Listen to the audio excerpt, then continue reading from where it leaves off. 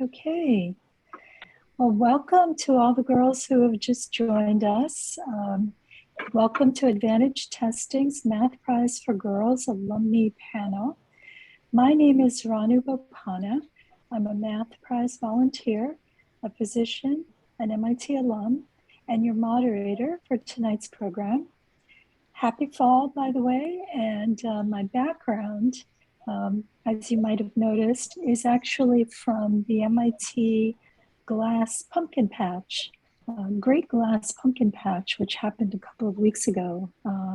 It's actually a bunch of glass pumpkins on the Kresge Oval that are made by students in the glass lab.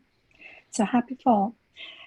Sadly, there's no competition this year. We are really missing all of you, but I'm so glad that we have this alumni panel virtually. This is always my favorite part of the weekend, and I'm glad it's still happening.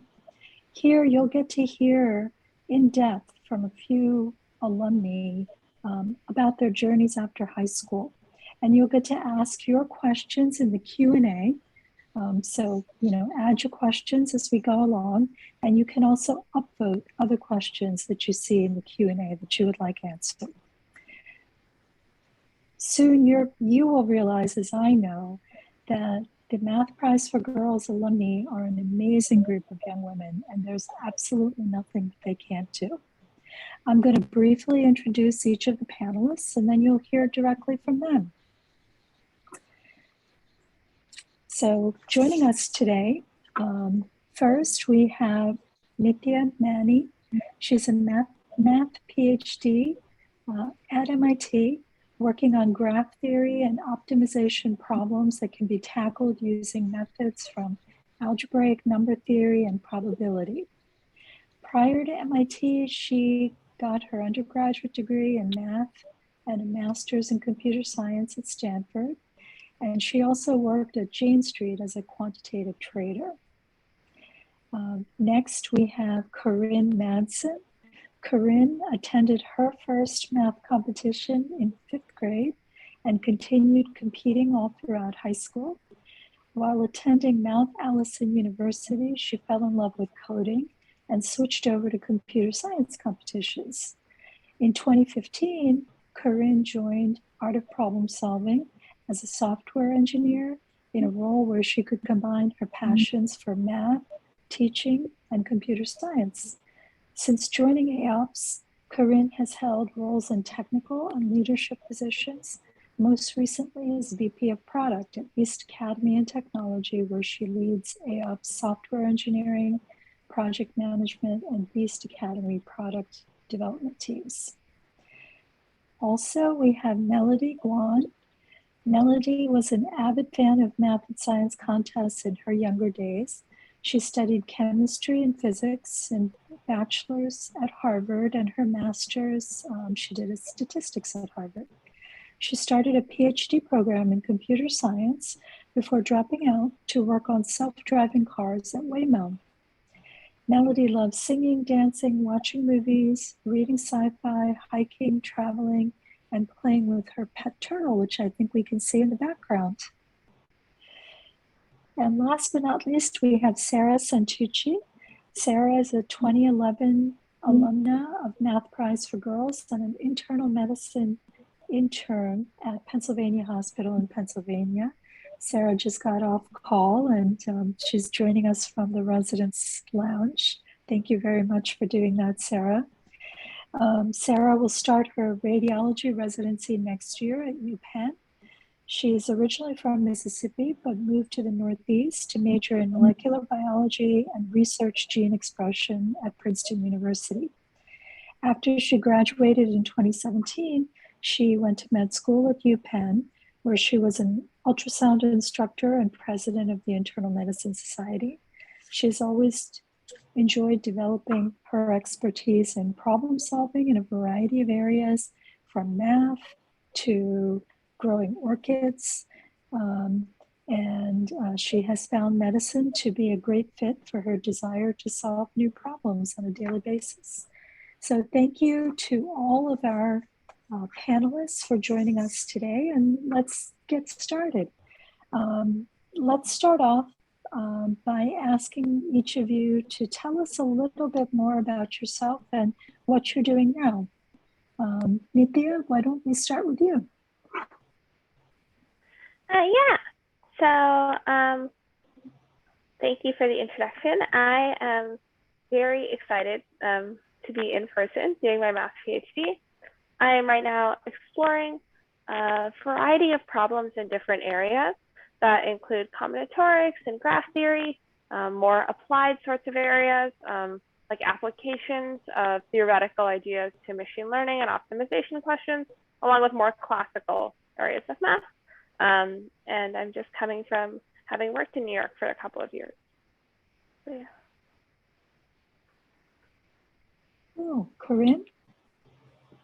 So excited to be here. Hi, everyone. A little bit about what I'm doing now. One of the projects that I've worked on at Art of Problem Solving is a few months after I started, we started building out Beast Academy Online. It's the online learning platform for our elementary math curriculum. There are a bunch of little beasts at a school called Beast Academy that are learning math. And I've got to see that grow from 0 lines of code and 0 students to tens of thousands of students and way more lines of code over the past 6 years. It's been really exciting to kind of build that, to be a part of its kind of continued development and iteration as we add new features, as we updated it to bring it to schools and classrooms. I think that's probably the most exciting project I've worked on. Yeah. Very exciting, and I think we're all familiar with AOPS. It's awesome. Melody? Hi everyone. At Waymo, I'm working on the behavior prediction team. So here we predict the behavior of road agents like pedestrians, cyclists, other vehicles, scooters, etc. And my work involves a lot of coding and machine learning. And I also collaborate a lot with the perception and planner teams, which use machine learning to perceive the environment around the self-driving car and also plan how the self-driving car should react and drive, respectively. That sounds really exciting. Sarah? Hi all, thank you for inviting me here. So as you heard, I'm an internal medicine intern. It's kind of a prerequisite year for anyone going into a radiology residency. So I've started my job in June. I'm taking care of inpatient medicine patients in a hospital. It's totally new for me. As much as medical school prepares you, it doesn't quite prepare you to be a doctor. So stepped in on day 1, had a list of 10 patients to take care of in the hospital, but it's been a great challenge. So next year I'll be starting my radiology residency. I think, I guess I'll talk about this later, but I think radiology is a great field for those interested in medicine who also love math. So I'm very excited to start. Awesome. You guys are all doing such important work. Thank you. So let's get started actually with, tell us, who or what inspired you to learn math when you were younger? And also, did you ever find yourself the only girl in math club or feel like you were the only girl you knew that was interested in math questions? How did you feel about that? Did it bother you? Did you have to motivate yourself? What were your strategies to, persist and remain confident? Nitya, let's start with you. Yeah, I think I've always been quite excited about math and problem solving, but I think that I was mostly, as many of us are, learning math in the class, at whatever they're teaching at elementary school and going on and on. And I was really lucky that when I was in like 5th and 6th grade, I was living in the Bay Area, and my parents heard about the Stanford Math Circle, and they took me there, and it was maybe the coolest thing I'd ever been to. I do remember there was once this 4-week session where the instructor for the Math Circle came in with these giant crates, and the crates were full of these cards, and these cards had 3 columns on them, and each of them had between 1 and 9 dots. And he's like, okay, your project is to solve this. And there are thousands and thousands and thousands of cards. He didn't tell us anything else. And we just spent like, hours organizing these cards and thinking about them. And there are people of all different ages, and some people are writing equations, and some people like me who are 5th graders are just like running around and having fun and just generally like reveling in the excitement. And ultimately, I think it led to a proof of like Fermat's last theorem in some specific cases of exponent, which is like really exciting and not maybe what you'd expect if someone walks in with a bunch of cards with dots on them. But I think it really made me excited about working on big unknown problems and excited about being stuck, which I think is really important because it's what I spend most of my day doing. And I think that had a really positive experience. That kind of really positive experience with those feelings that can feel really scary, like being stuck, not knowing where to even start thinking, feeling like math is hard. Like I feel like these are often said as negatives, but I think they can be like positive, right? You can like be excited by these feelings, and I think that was really good. For most of my math experience in middle school, high school, class, out of class, clubs, research, competitions, I am the only or one of a few women, probably an experience that most people can share here. And I think that by and large, I've had overwhelmingly positive experiences. I've been incredibly lucky to make a wide variety of friends who have been incredibly supportive in my math career, both men and women, mentors, both men and women, primarily men just because of the nature of academic math, who have been incredibly supportive of me. Of course, there have been, times where I felt less invited or included. And I think that the things that have been really helpful to me is to remember, or to do math that I enjoy doing because I enjoy doing it, to find and create my community. So I, when I was at Stanford, I started and organized a lot of women in math activities for undergrads that didn't exist before because I wanted them. So, kind of to make the community that I wanted to have and to mentor students younger than me, but also to kind of make sure you kind of have a broad net of people who you're excited about working with and being with and thinking about problems with. They don't just have to be like you. If you restrict yourself, I'm only going to talk to people who want to get math PhDs, and yes, they're not going to be so many women. But if you cast a broader net, you'll find that everything balances out. Cool, thank you. We can hear your enthusiasm. That's great advice. Thank you. Corinne, how about you? For me, it was certainly math competitions. I'm sure I enjoyed math before it, although I don't have very many memories of my pre-5th grade years, but math competitions, being the excitement, getting just a page of problems and having a timer clock countdown. It was just an environment that I really enjoyed. I loved getting together with a bunch of people that were solving problems and having to look at them and be creative. Math competitions were most certainly what brought me to mathematics and kept me there for quite a while. Throughout my time in math, both in math competitions and getting a degree that included math, it was often the case that I was one of few or one women that were involved in whatever I was doing, the class I was taking. It can feel pretty isolating. I was really lucky to find some great places that did have a lot of women in math. I grew up in Illinois, and there's a great math and science boarding school. And so that brought together a whole bunch of students excited about math and science. 50% of them were girls. And so I had some times where I was able to be surrounded by kind of women interested in math and math adjacent fields and problem solving. And I always enjoyed that sense of community and loved having that as well when I attended Math Prize for Girls, being in kind of a room with that many girls, all kind of really, really strong mathematicians solving really interesting problems. It was great. Yeah. Awesome. Thank you, Melody. When I was younger, I started doing math after reading some math textbooks and doing math contests as well. I just really fell in love with the puzzle solving aspect of doing math problems. I thought it was really fun. I also read a lot of science textbooks and did science contests as well. I also really liked art of problem solving when I was young, and I felt a great sense of community there. I also took some of their classes and read some of their textbooks. I also participated in math circles and kind of math groups and math camps, and I just overall really enjoyed the experience. I think in addition to all the fun that math was, I also thought it was really important to achieve the goal of what I wanted to do.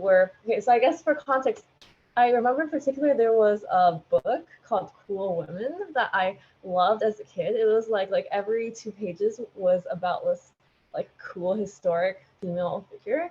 And I read that when I was pretty young, and I found it really inspiring. And like in particular, I really thought like Marie Curie was like really inspiring, and I really wanted to be like a scientist when I grew up. And I also knew that knowing math would help me like do science and stuff. And so that was another reason why I felt really motivated to do math when I was young.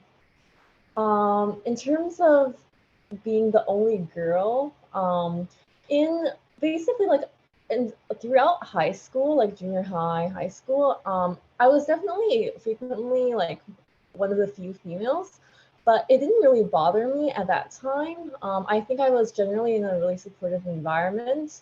And I think like I was always like one of the best people in the group I was in, so I felt confident. I think people respected me.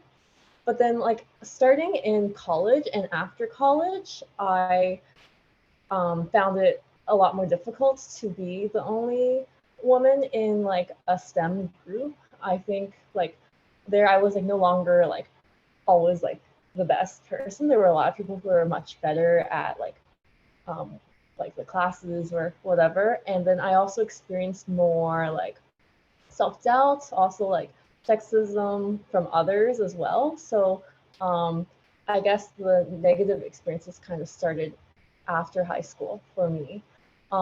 It definitely bothered me and made things like more difficult. I think like seeking support from others, especially other women, was very helpful. And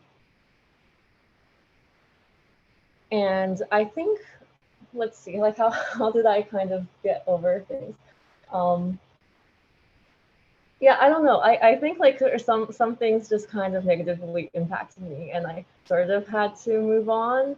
Like I certainly like discussed some things in like therapy, but I think what did help was getting support from others and talking about my experiences.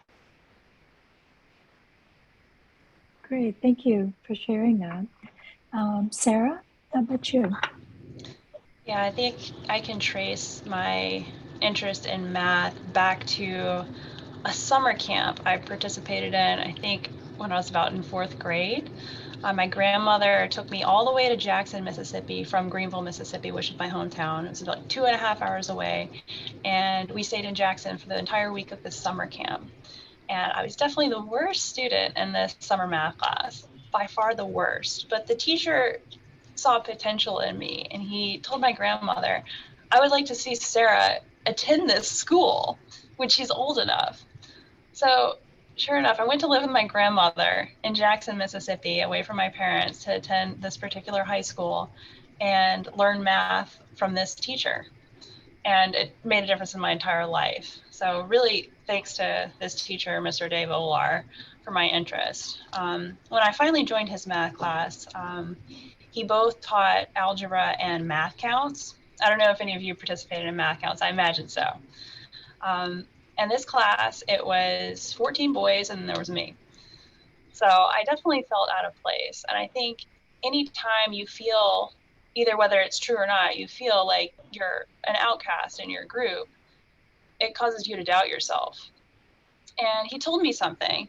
He said, you would rather, for 10 questions, you'd rather keep quiet, get none wrong and get one right, than speak up, get 9 right and get 1 wrong. He said, you're too afraid of being wrong, you're not bold enough.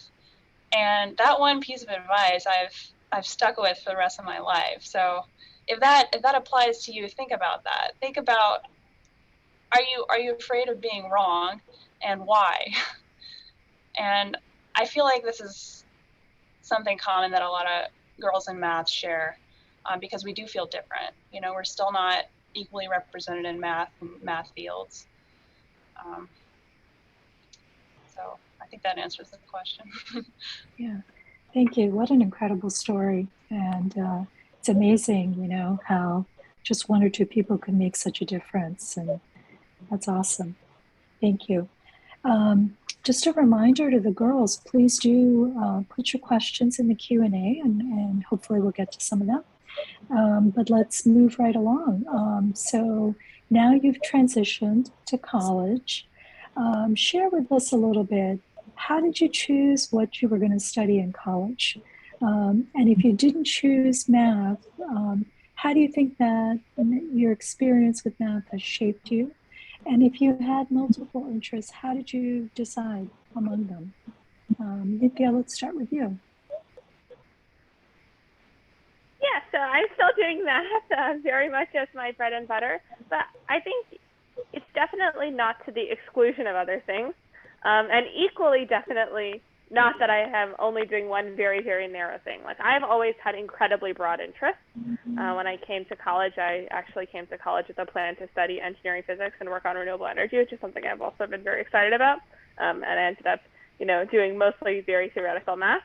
But I think it's just really important to always do kind of whatever the hardest or most challenging things are that are exciting you, that are making you that will make you excited to get up in the morning, to kind of find those areas or problems, and also to kind of resist this temptation that I think you can have to over specialize too early. I think maybe this is a little bit controversial, but I think a lot of times it's really easy, especially when you get to college, to kind of pick a thing and stick to it and kind of really never step outside your comfort zone, and you can feel like you're being an expert.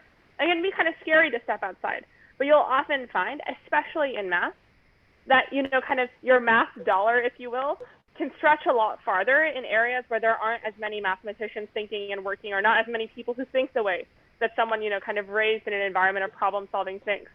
I think I took some classes in the medical school while I was at Stanford, in the immunology department, and I think it was just very interesting to see how having a mathematical perspective and kind of a grounded foundation in statistics and problem solving and quantitative reasoning can make a really big difference in how you approach problems and kind of the value you can add, even if you don't have the background. So I encourage people to explore widely, especially when you get to college. There's so much out there, and it's kind of a shame if you only stick to your own department. Math is found in many, many places. So, yeah. Great advice. Thank you. Corinne? Yeah, so my area of study in college didn't end up being exactly what I had planned on at the start. When I started, I planned to major in math and go get a math PhD and be a math professor. I was pretty sure that was the right path for me. And exploration in college helped me figure out that I actually wanted to go down a different path.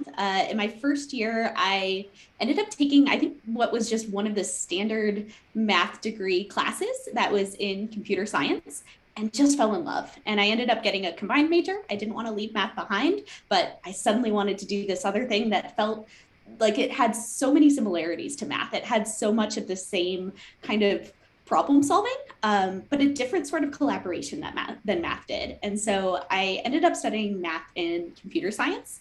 And even though I no longer do math day to day in my job, I think math has still kind of guided my path through things, bringing me to a career in math education. Yeah. Wonderful. Melody? So in college, I did not major in math. I majored in chemistry and physics, and then I did a master's in statistics, and then eventually entered a PhD in computer science. The reason I didn't pick math was because for me, seeing a direct real world impact of my work was really important. And I think in retrospectively, I could have majored in math and done whatever, that would have been fine. But at that time, I felt like I should have chosen a major in a field where the direct kind of impact of your work is more concrete, less abstract. And then in terms of moving from I guess physics and chemistry to computer science and statistics, that was because I saw that within scientific fields, things were becoming a lot more quantitative and computational. And so I wanted to learn the tools to be able to do that kind of science. Fantastic. Sarah? So it seems like I've diverged a lot from a career in math, but I would argue otherwise. So I went to Princeton, as you know, and I majored in molecular biology. I went in not knowing what I'd major in. I thought math was a likely option. So my first semester, I took a course in number theory, which I loved, but it ended up being the only pure math course that I took. Beyond that, I took computer science courses. I love those too. I think they have a lot of similarities with math courses. I took a biology course called Math Modeling, and it really opened my eyes to how you don't need to do pure math to be doing math. For example, this math modeling class, we modeled topics in medicine like HIV and hepatitis C co-infection. What may seem like an outsider to completely random event, you can model with math. Let's see, other things you can model. You can model how grass springs up in a plain. You might see clumps of grass and they seem random, but actually they're predictable through math. So I thought that was really interesting. And in my research, I ended up using math and computer science a lot to essentially predict areas of the genome that drive gene expression. So to an outsider, that doesn't seem like math at all. But when you start delving deeply into these fields that seem so separate from math, you find a lot there. And I really enjoyed that. I enjoyed the multidisciplinary nature of eventually doing biology with math. So that's what I ended up doing. Wonderful. And thank goodness you guys are all working in, amazing fields and, creating a better world, really. So thank you. Now let me ask a different question. What advice would you give your younger self about navigating college? So a lot of the girls who are tuning in here, they're in high school, maybe thinking about college. What advice would you give them or your younger self about that? And what college resources were most helpful for you in exploring your interests? Looking back, what are you most proud of being part of?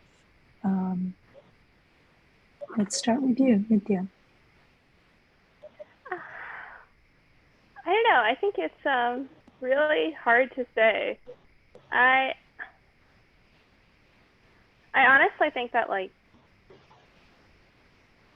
I always kind of imagined that I was, kind of keep exploring and doing research in math.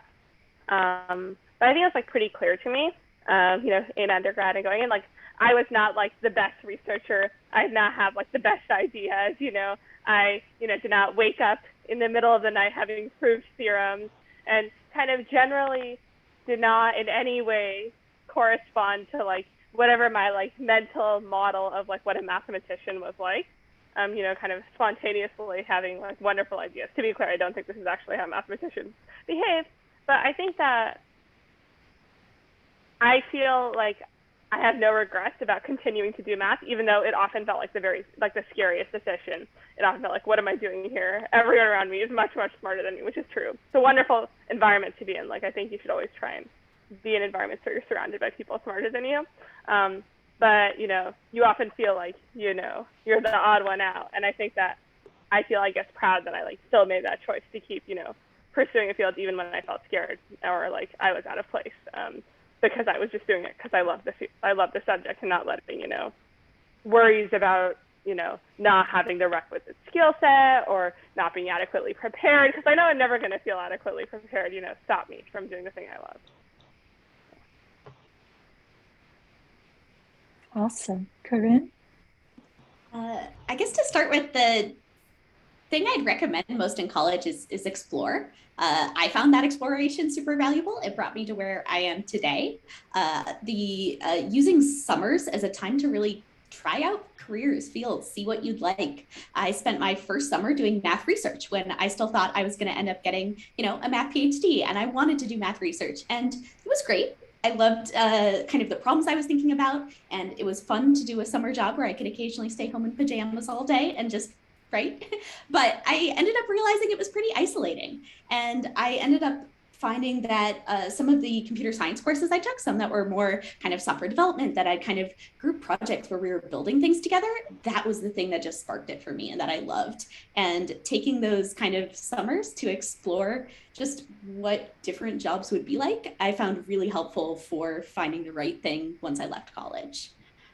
In terms of what I was, I guess, most proud of or look back fondly on, I think it's a mix of things, from the really interesting things that I learned and studied to things that are far away from kind of the studying I did. Attending fantastic music shows with my friends, kind of meeting a lot of really smart people who were doing very, very different things, not all in STEM. Yeah. Awesome. Melody? I think one piece of advice I would give is to treat the things that you enjoy as being really important. So I was really like conscientious and disciplined, which I think a lot of the participants in this Zoom probably are as well. And I think that made me like focus a lot on things I felt were really important. But then like one thing I learned later was that the things that you really enjoy doing are the most important things. So I would encourage people to kind of like do things that they really enjoy. And if they enjoy something, that's a really good reason for doing it. And one thing that I look back on really fondly was writing news articles for the school newspaper. I guess the college newspaper, I found that experience really fun. It was very different from like most of my classwork, but it kind of allowed me to explore like things that I really enjoy doing, like talking to cool people and learning about the cool things they're doing and writing. Very nice. Sarah? So I guess in terms of advice, I'd have to agree with Corinne in terms of embracing your summer jobs and summer internships. That's where I got a lot of my experience. For example, like my first summer after my freshman year, I applied broadly to pretty much any opportunity I saw at the career fair. And then I ended up choosing to go to Indianapolis to work for Dow Chemical in their agroscience division. And while I didn't end up doing anything remotely like that as a career, it was just a great experience. I used my math and computer science skills over there, and also got to see what it was like working for a big company in a big industry. So it's not only the field that you want to go into, it helps you decide kind of what work environment you like as well. In terms of just generally navigating college and what I thought was the most helpful, I would say don't feel afraid about reaching out for help. For example, I got tutored in multiple classes, not necessarily because I was struggling, although sometimes that was the case, but it's always nice to see it more as coaching. So even if you're doing well, you could always do better in everything pretty much. So it's nice to hear other people's ways of doing things, whether that be from a tutor or from peers. So I think finding your group of peers who are taking the same classes of you to discuss coursework, that was really helpful. I wish I had done actually more of that. So those are my big two pieces. Don't be afraid of getting tutoring, asking for help, and definitely communicate with your peers and do those summer internships. They're a lot of fun. What am I most proud of?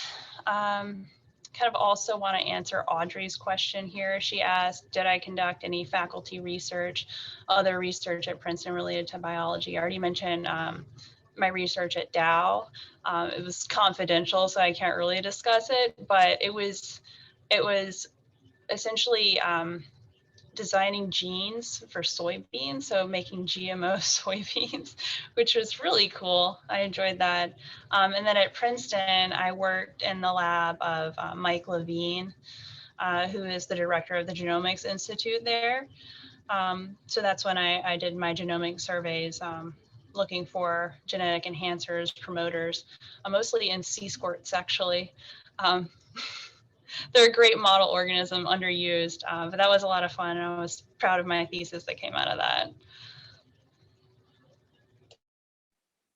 Very cool range of work with all of you.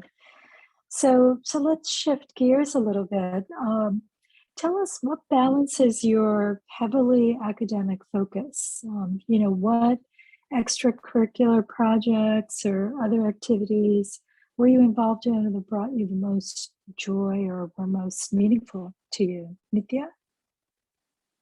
Oh, I think I do lots and lots of things outside of math. I think I only have so many hours of math in me a day, and sometimes that number is like 4. I mean, sometimes it's more. It depends on what I'm working on. But I think in college, I first of all just took a wide variety of classes and did a wide variety of things that were very far from math, and I found super exciting and interesting. I took some classes in the anthropology department and immunology, of course, and more math adjacent areas too. I was involved in student groups that were like academic associated and really not at all. And I think those are great ways to form friendships and communities. Now, I really like to cook. I cook a lot and perpetually have the problem of running out of space in my fridge, and the less burdensome problem of finding people to feed, which is actually, I think mostly the people around me are pretty happy to eat whatever I cook. At Stanford, I used to cook for a group of people on the weekends every weekend. I think it was a really fun way to meet lots of new people. I also like to do yoga and was pre-COVID starting a yoga teacher training, although we'll see, what the, landscape looks like afterwards. Awesome. Corinne? I've always loved doing things that put me in very different modes of thinking or being. Back in high school with math competitions, I did theater. I loved acting in plays. Nowadays, I switch from kind of work in education and technology to playing, well, at least when it's not in the pandemic, playing roller derby, having something where I'm thinking strategically and doing something really physical with my body. But that's very, very different than how I kind of think and work during the day. I've always liked things that really get me switching modes. Yeah. Great advice. Melody? I really like singing and dancing. I'm taking lessons for both. I've done different sorts of dance, like social dancing, ballroom dancing. Recently, I've been doing Bollywood hip hop, which has been really fun. And I'm also a pretty sociable person, so I like just like talking to people, my friends, meeting up, although I've been doing that less during the pandemic. I also like reading like all sorts of things, but especially science fiction. I like watching TV and movies and hiking, traveling as well. Lots of hobbies. Very well-rounded. That's great. And Sarah? I have too many hobbies. I think it's healthy. I don't know. It's pushing on the edge of healthy. I grow a lot of plants. I really like the weird ones. I like orchids. I grow plants called sabelias, which are succulents that have blooms that smell like rotting flesh. So I have some weird hobbies, but growing plants is probably the one that takes up most of my time. I'm a Philadelphia Flower Show exhibitor. I also compete in American Orchid Society shows. I have a couple named hybrids. So fun fact, if you raise an orchid and get it awarded by the American Orchid Society, you can name it after anyone you so choose or anything. So there's some pretty funny names out there. Other things I do, I paint. I mostly paint my orchids. I do a lot of hiking. I like to forage when I hike. So always looking for berries, no mushrooms, mostly berries and leafy things. I also like to cook. And I do some photography as well. Wow, you are a very talented group. Really impressive. All right, so, I think for all of us, and especially I imagine for you guys with all of the things that you're balancing, sometimes no matter how much you try and, have a, good balance of things, sometimes things can get a little crazy and very stressful. So how do you handle stress, and how do you even know that you're stressed? Nitya, let's start with you. Yeah, I think this is a really good question. I think that often when you're dealing with stress, it helps to put things a little bit into perspective. I think often when you get really caught up in something, it can seem incredibly, incredibly stressful. And often if you take a step back, you'll will realize that, the entire world is not riding on the shoulders of whatever it is that you're stressed about. I think the other things that I find very helpful, the first is I think my friends laugh at me for these sorts of things, but I find that identifying the things that cause you stress and doing the best to make sure they don't happen is really important. So one thing that I get very stressed about is working very close to deadlines. So my college roommate for many years gets really energized by deadlines. Her optimal working time is starting at midnight the day before something is due. I am not the same at all. And so I think that's something that I did, which many people think I was crazy, but was really helpful for me was to not work on any problem sets or assignments within 18 hours of the due date. So I just will turn them in even if they're not done. And this is a policy I set in stone kind of at the beginning of college. And it was incredibly good for my stress levels because I only worked on things in non-stressed environments. And somehow that was a little bit of a crutch, but I think it's important to identify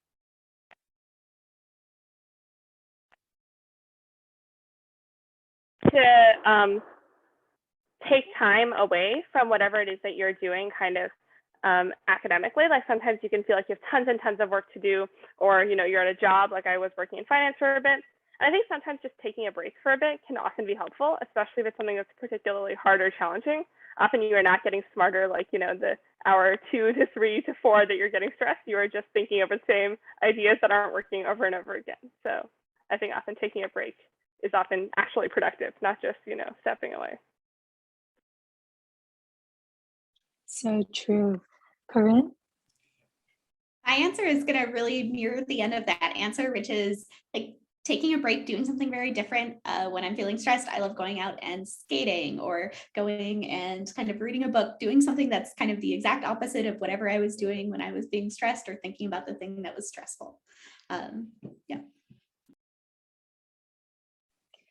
Thank you. Melody? I found meditating to be really helpful to reduce stress. Therapy has also been really helpful in identifying unhelpful thinking patterns I can have, like catastrophizing about something or kind of assuming that other people are thinking certain things when they might not be at all. Especially in the context of I feel oh, maybe they are feeling negatively about me, but it's all actually my imagination. And I also have tried to become less of a perfectionist, and kind of accept things not having to be always perfect. I think that has helped reduce my stress too. And I think in general, just having extracurricular activities and just other things going on in life help me reduce stress a lot because they remind me that this isn't it puts things in perspective. Whatever I'm worried about, I realize that it's just one thing in my life, and it's not the biggest deal. So true. Thank you for that point on perfectionism. I think that's so true of many people that are high achievers. So absolutely. Thank you. Sarah? Yeah, and in terms of stress management, I don't have a lot of time to set aside for stress management these days. So everything I do has to be in little chunks, but I think I've devised some good strategies. So when I have a day or a weekend off, I like to go, this is very specific, but I like to go see kind of strange landmarks that are likely to disappoint me. But because they're so strange, they often don't. So for example, I went one time to see a thing called Eartha. It's at Garmin's headquarters. It's just a big globe enclosed in glass. It's by big, I mean probably 20 feet tall. So I went to see that expecting to be disappointed. And of course I wasn't, so it cheered me up. Recently I went to go see an ice mine, which is essentially just a hole in the ground that has ice in it all year round. That was cool. Other things I do, I agree with Melody. Meditation is helpful. I only started doing that kind of since the pandemic. Also started doing yoga. I've been known when I'm covering 50 patients overnight to take 5 to 10 minutes to just do some yoga. It's really helpful, especially like in a medicine setting where you need a cool head to make good decisions, especially overnight when there are emergent events. When I was in medical school, we assigned everyone like superlative, like most whatever. And my friends gave me the superlative most likely to bring tea to a code,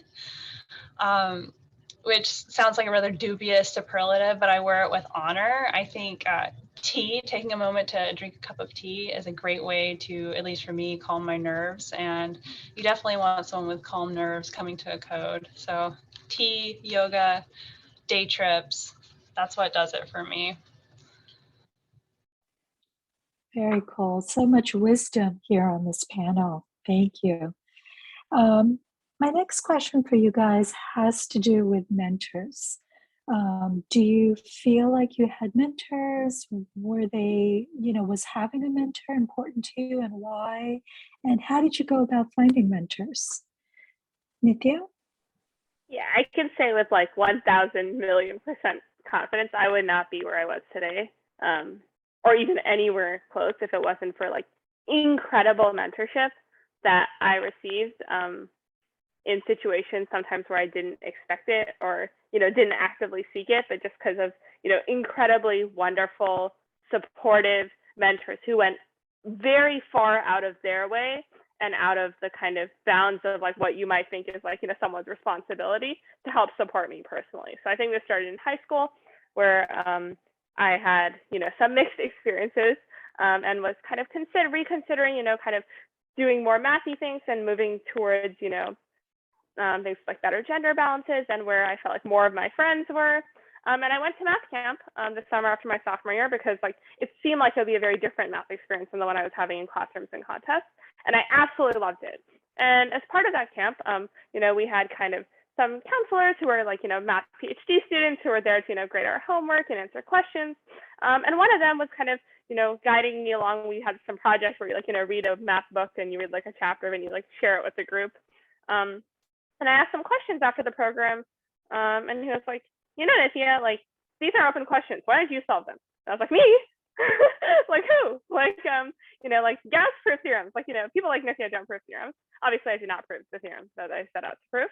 Nor did I really prove anything at all. But he spent the next like 2 years meeting me every week, answering my questions, giving me books to read. And I learned so much math along the process and just became so excited about abstract algebra. And I think it was just such an incredibly valuable experience. And I did even end up working on a cute little toy problem at the end of it, which was super fun. And I just feel super lucky that I had this exposure, which really recast my attitudes about math pretty dramatically, and also made me feel really mentored and supported in a field where like kind of the materials are often by nature very inaccessible. And then when I went to college, I had even better, I was even more lucky. One of the professors, Tom Church, was a professor at Stanford, and right when I got there, I think he made a tremendous effort to encourage especially underrepresented minority students. We would meet sometimes after classes where he'd give me some extra work on problems I wasn't excited about. He suggested to me to apply to summer programs called REUs, where you can do research over the summer. I never heard of these, like definitely would not have applied. And he's like, you're going to apply to this program. I'm going to write your rec. I've already contacted person X who's going to write your rec. Like I didn't do any of the work somehow. And I think that kind of mentorship really, opened a lot of doors for me, and made a lot of things possible. And I'm really incredibly grateful. I think my best advice is that, be open to opportunities, get to know people, especially when you get to college. Faculty are by and large incredibly warm, friendly, supportive, and passionate. They seem really scary. I was really scared of professors, but going to office hours, getting to know professors, getting to know grad students is just, I think, really valuable, and they'll often turn out to be wonderful mentors. Yeah. Wonderful advice. Corinne? I ever had a mentor, but I certainly had a number of phenomenal teachers, professors, colleagues when I started working as a software engineer, and even nowadays, folks at other companies doing things similar to what I do, who are willing to impart their wisdom and talk with me and help me approach problems. I think the kind of things that you can gain from other people and learn from them is way, way more than you're going to be able to do just forging everything yourself. And so it's always been fantastic to kind of be surrounded by groups of people who can help you grow. Yeah. Yes, Melody. I haven't been very intentional ever about finding mentors, and I haven't had like a very serious or official mentors. Like Nitya's mentors sound really awesome. What basically I think the closest that I've had, or like really inspiring and supportive professors, like both in college, in high school, like ones who like organize like math circles, math camps, and then in college. In particular, I remember there was like a female physics professor, one of the only ones, and she was like sort of a breath of fresh air amongst like other physics faculty, and other female physics students felt the same way. And then like after college as well, like oftentimes it was like the female professors that like kind of made me feel really supported in the field.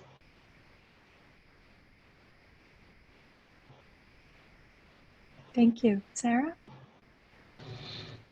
I also have not been intentional at all about seeking out mentors. I already mentioned my math teacher from 7th grade, who is a great mentor to me and who I still stay in touch with and remains a great mentor to me. I think if you're looking to find mentors, it's important to find someone who knows you both academically / professionally as well as personally. I think Mr. Olar for me was a great mentor because he saw me in both those ways and was able to give me really constructive advice. For example, he saw that I was really afraid of being wrong. Like I said, I just didn't want to be judged for it. And he's like, I know you got to stop that. And to have a person like that, I think is so helpful. And he's still that person for me. So I'm lucky in that way. Awesome. You know, we're unfortunately really running out of time, so I'm going to try and squeeze just a couple more questions in here at the end. Staying with college, what do you think was the biggest surprise for you when you came to college? Nitya?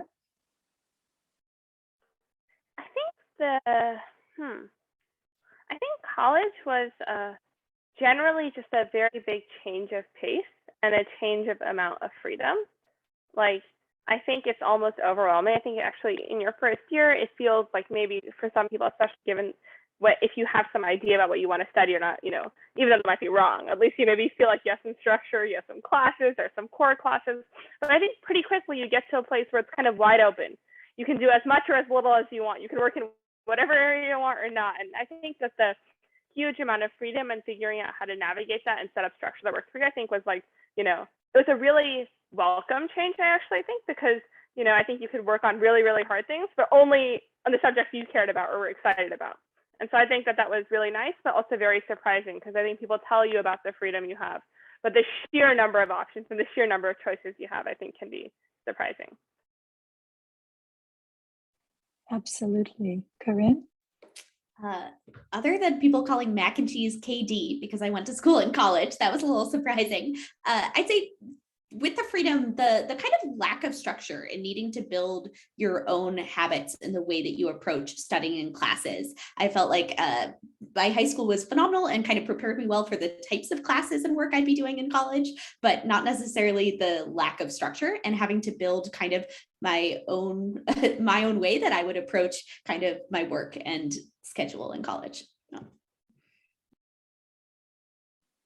Yes, Melody? When I first entered college, I actually felt like was super in over my head.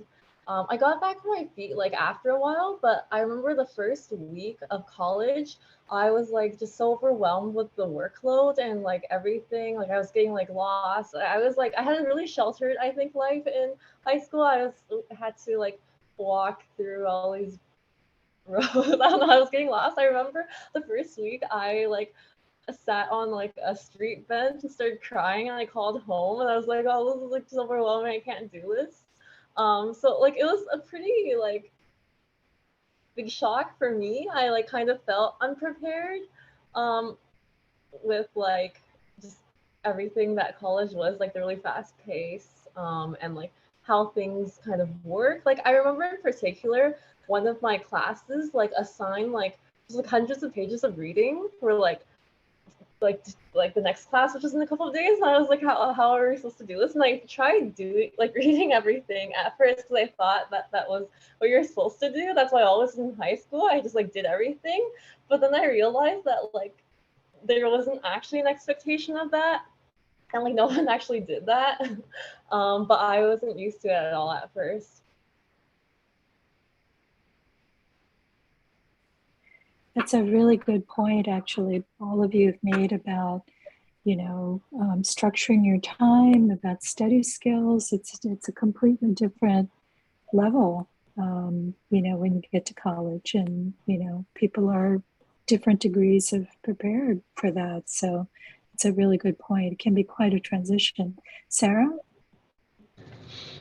I'll give kind of a negative surprise and a positive surprise when I went to college. So in high school, for the most part, I really was not challenged. Everything was pretty easy for me in terms of classes. When I went to college, all that changed. The first semester was pretty rough, and then I grew to appreciate it. I appreciated how intelligent my classmates were in particular. So turn into a positive thing. Just don't get too beat down by that first semester. It'll probably be tougher than you're expecting.